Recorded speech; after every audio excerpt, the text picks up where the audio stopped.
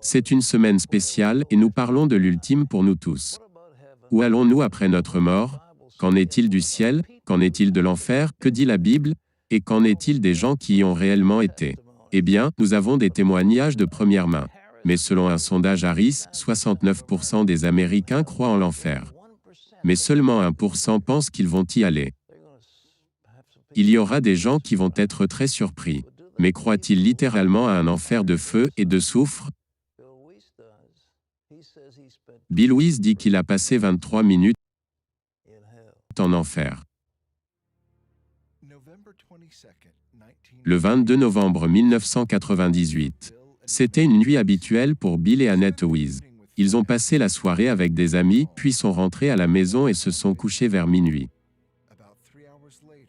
Environ 3 heures plus tard, Bill s'est senti retiré de son lit et jeté dans les airs. Il atterrit sur le sol dur d'une cellule de prison.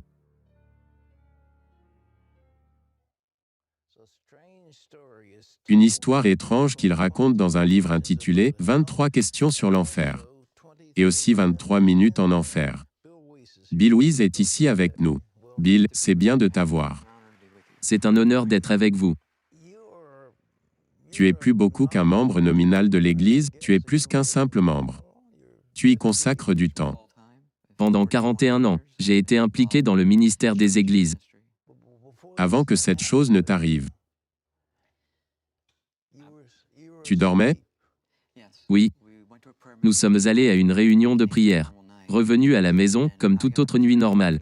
Et je me suis levé à 3 heures du matin pour prendre un verre d'eau. Et tout à coup j'ai été retiré de mon corps. Comme être aspiré hors de votre corps. Et je me suis retrouvé tombant dans les airs. Et j'ai atterri dans cette cellule de prison réelle, en enfer. Mur taillé, rugueux. Prison sale, avec barre puante, comme un cachot. C'était une expérience hors du corps, c'était une vision. Ok. Je n'en ai jamais eu de telle avant, d'aucune manière. C'était en fait une cellule de prison, et il y avait de ces créatures démoniaques dans cette cellule. Oh, comme? Avec des apparences de reptiles, avec des bosses et des écailles sur tout leur corps. 2 en particulier mesuraient environ 3 ou 4 mètres de haut. J'ai des références bibliques écritures pour ça, mais... Cela ressemblait-il à ce que tu as déjà vu en photo? Oui, il y a des représentations qui sont assez précises. L'une d'elles est dans le témoignage de Kenneth Hagin que l'église de Joe Austin a montré, au sujet d'un démon qu'il a vu. Qu'est-ce qu'ils t'ont fait? Où ont-ils fait? Premièrement, ils blasphémaient et maudissaient Dieu, et avaient une haine extrême pour Dieu. Ils étaient déformés, tordus, des créatures grotesques, et ensuite ils ont dirigé cette haine contre moi. Je me suis demandé pourquoi? Qu'est-ce que j'ai fait contre eux? Mais un m'a pris et m'a jeté contre le mur avec une force énorme. Je me suis effondré sur le sol. J'ai senti mes os se briser. L'autre a enfoncé ses griffes dans ma poitrine, a déchiré ouvertement la chair. Vous avez un corps en enfer, mais il peut résister à ce tourment. Et il n'avait absolument aucune pitié. Une haine extrême pour Dieu et pour l'homme. Aucune pitié du tout? Non, pas du tout. Bien, quand vous étiez dans la cellule avec ces créatures, y avait-il quelqu'un d'autre? À ce moment, j'étais seul avec ces créatures. Et ils ont commencé à me tourmenter. Je sentais des douleurs, mais j'ai compris qu'une grande partie était bloquée. Et le Seigneur m'a expliqué plus tard que je devais sentir un peu ces douleurs afin de pouvoir rapporter aux gens.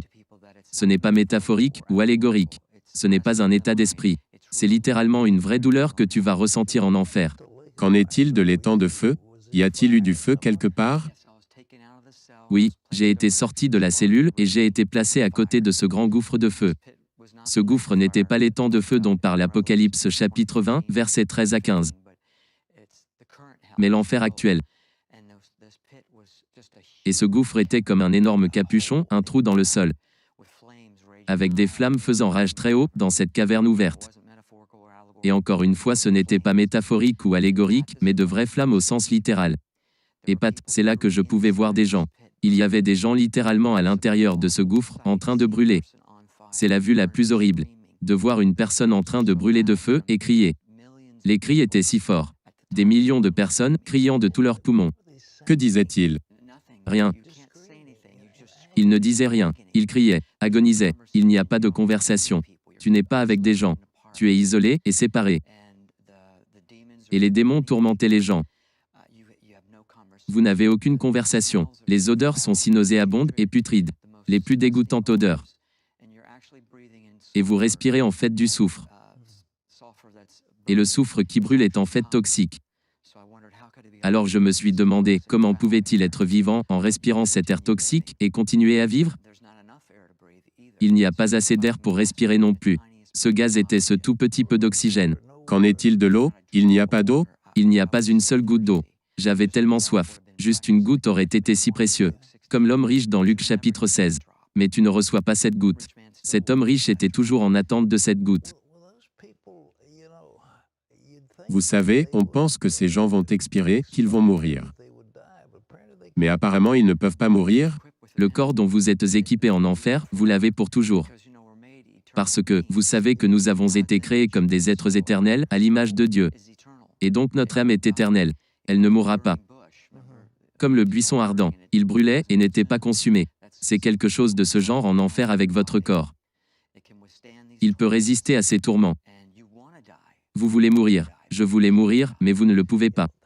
Oui, vous savez, c'est la chose la plus horrible quand on y pense. Juste penser qu'il n'y a pas de fin. Qu'il n'y a pas de fin. Bien Pat, c'est la partie la plus horrible.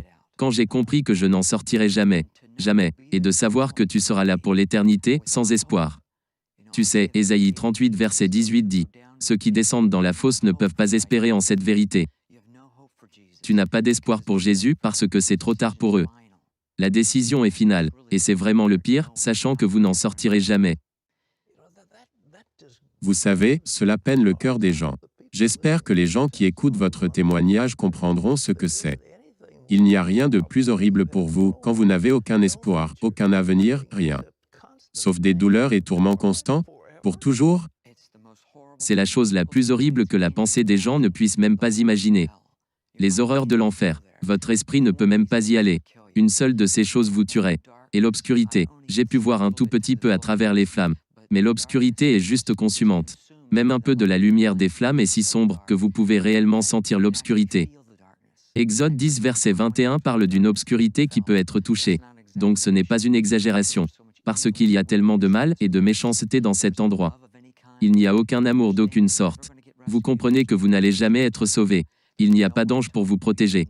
Il n'y a personne à qui parler, vous n'allez pas sortir de là. Personne à qui parler. Il n'y a aucune amitié, rencontre. Aucun. Vous n'aurez aucune rencontre. Les gens pensent qu'ils verront beaucoup de leurs copains en enfer. Ça ne sera pas de cette façon. Tu es seul. Tu es seul pour toujours? Pour toujours. Et c'est pourquoi les gens ont besoin de savoir à quel point c'est important la décision que nous prenons dans la vie-ci. Vous savez que nous servons un Dieu aimant. Il ne veut pas qu'aucun aille dans cet endroit, qui a été fait pour le diable et ses anges, non pas pour l'homme. Mais l'homme y ira parce que Dieu aime tellement l'homme qu'il lui a donné la pleine liberté de choisir. Vous savez ce qu'il a dit, tes propres paroles te condamneront. As-tu finalement crié à Jésus? Comment es-tu sorti de là? Bien, quand je regardais tout ce tourment et les gens qui brûlaient dans le feu, j'ai commencé à être soulevé à travers ce tunnel. Et c'est là que cette lumière brillante est apparue. Soudainement il eut cette lumière brillante. Je savais immédiatement qui c'était. Je n'ai pas vu son visage, mais j'ai vu le contour d'un homme, debout dans cette lumière sainte pure. Une lumière que j'ai jamais vue. Et j'ai immédiatement su qui c'était. Et j'ai crié son nom Jésus. Et il a dit je suis. Je me suis effondré à ses pieds. Je ne sais pas si j'étais mort. Mais il m'a touché, et quand je suis revenu à moi, j'ai commencé à avoir des pensées, et il répondait à mes pensées. Et c'était beaucoup de réflexions. Je n'ai pas le temps de les passer toutes ici. Mais oui, je pensais, Seigneur, pourquoi m'as-tu envoyé dans cet endroit affreux? Il répondit que beaucoup de personnes ne croient pas que l'enfer soit réel. Il dit, même certains de mon propre peuple ne croient pas que l'enfer existe. Cette déclaration m'a surpris, parce que je pensais que tous les chrétiens croyaient en l'enfer. Mais beaucoup d'entre eux ne le croient pas. Ils croient à l'annihilationnisme, ou à l'universalisme, ou au sommeil de l'âme. Jésus a dit dans Matthieu 25 verset 46. Et ceux-ci iront pour la vie éternelle, et ceux-ci au châtiment éternel. C'est le même mot éternel qui est utilisé. Autant le ciel est éternel, autant l'est l'enfer. C'est un endroit, mais certains chrétiens disent que ce n'est pas un endroit. C'est un endroit géographique réel. J'ai compris que j'étais au fond de la terre. J'ai compris qu'il y avait différents niveaux de tourment et degrés de punition. Rappelez-vous que Jésus a dit, vous recevrez une plus grande condamnation. Il y en a des moindres. Mais le point est qu'il n'y a pas de niveau confortable en enfer. Ils sont tous horribles, au-delà de ce qu'on peut imaginer. Avez-vous découvert pourquoi le Seigneur a envoyé ces gens en enfer? Pourquoi ils sont allés en enfer? Ils sont allés en enfer parce qu'ils ont refusé Jésus comme leur sauveur personnel. Oui, ils avaient le choix dans la vie et ils l'ont rejeté. Même si Dieu s'offre aux gens tout au long de leur vie, les gens de leur propre chef le rejettent. La seule façon de connaître Jésus-Christ est de se repentir de vos péchés. Et si vous ne le faites pas, vous vous retrouverez dans cet endroit. Et qu'importe comment vous avez été élevé. Si vous ne connaissez pas Jésus-Christ, vous vous retrouverez dans cet endroit pour toute l'éternité. Cela est horrible à contempler. Ça l'est. C'est horrible. C'est horrible. C'est la chose la plus horrible.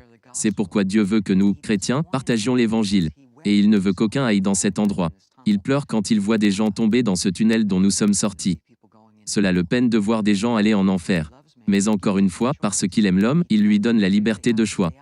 Il vous dit clairement comment rester à l'écart. Vous savez, Apocalypse 21 verset 8 dit que tous les non-croyants auront leur part dans les temps de feu. Il nous dit donc si vous ne croyez pas en ma parole, vous finirez là. Donc c'est leur propre parole qui les condamne. Et les envoie là-bas. Qu'est-ce que tu as fait après cela? Parce que tu y as été que pendant 23 minutes. 23 secondes auraient été assez. Mais cela a changé ma vie. J'ai quitté ma carrière dans l'immobilier. Ma femme et moi voyageons à plein temps dans le ministère. Juste pour partager des informations avec les gens. Vous savez, ce n'est pas un message de condamnation. C'est simplement un message d'avertissement.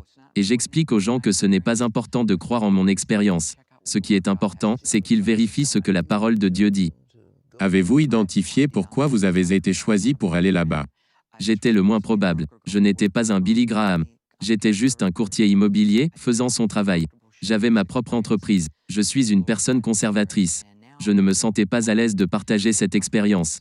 Mais le Seigneur me demande de la partager. Et maintenant l'inconfort ne me dérange guère. Parce que si une personne peut être amenée aux Écritures. Étiez-vous terrifié quand vous avez été enlevé de votre corps? Étiez-vous terrifié? J'étais terrifié au-delà de ce que je peux expliquer. Et je suis une personne calme de nature et je sais quelque chose au sujet de la peur. J'ai été attaqué par un requin-tigre de 3 mètres, tiré sous l'eau quand je surfais. Et il a attrapé ma jambe. Et donc cette peur que j'ai éprouvée est pâle en comparaison de ce que vous ressentez en enfer. Ils ne sont même pas comparables.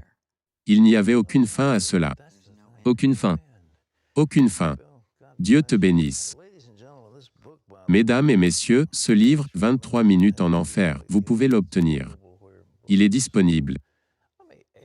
Laissez-moi vous poser une question. Il y avait un homme riche qui a dit, « Que diriez-vous de renvoyer quelqu'un pour dire à mes frères ?» Et Abraham a répondu qu'ils ont Moïse et les prophètes. S'ils ne les croient pas, ils ne nous croiront pas, même si quelqu'un ressuscitait d'entre les morts. Mes amis, croyez-vous ce que cet homme a dit? C'est dans la Bible. Encore, et encore, encore, des gens y ont été, ils l'ont vu et ils sont venus vous avertir et dire que vous ne voudriez même pas y aller. Je veux dire que c'est horrible que je ne peux imaginer. La pensée qu'il n'y aura jamais de fin à cela. Pour toujours et à jamais, les temps de feu. Pour toujours et à jamais, c'est ce que la Bible dit. Sans fin. Vous avez un corps qui ne peut pas mourir. Tu veux mourir mais tu ne peux pas mourir.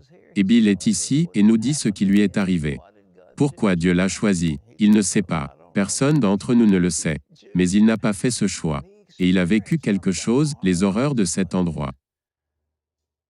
Je vous demande ceci. Je vous offre en ce moment un moyen de sortir de cela, afin que lorsque vous mourrez, vous n'irez pas en enfer. Vous irez au paradis. Vous serez au paradis avec Jésus. Il l'a dit au voleur sur la croix. Aujourd'hui même, tu seras avec moi au paradis. Non pas tu seras avec moi en enfer, mais tu seras avec moi au paradis. Parce qu'il a dit, Seigneur, souviens-toi de moi quand tu entreras dans ton royaume. Choisirez-vous la vie? Choisirez-vous la vie alors que Dieu vous parle en ce moment? Priez avec moi. Seigneur Jésus-Christ, je sais que tu es mort pour prendre sur toi la peine pour tous les péchés que j'ai commis.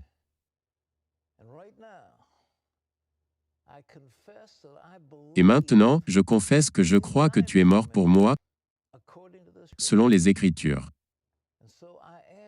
Et donc je te demande, viens dans mon cœur, prends le contrôle de ma vie. Vis ta vie pour moi et en moi. Et à partir de ce moment, Seigneur, je suis à toi. Merci de ce que tu as entendu ma prière. Et merci de venir dans mon cœur. Merci Seigneur.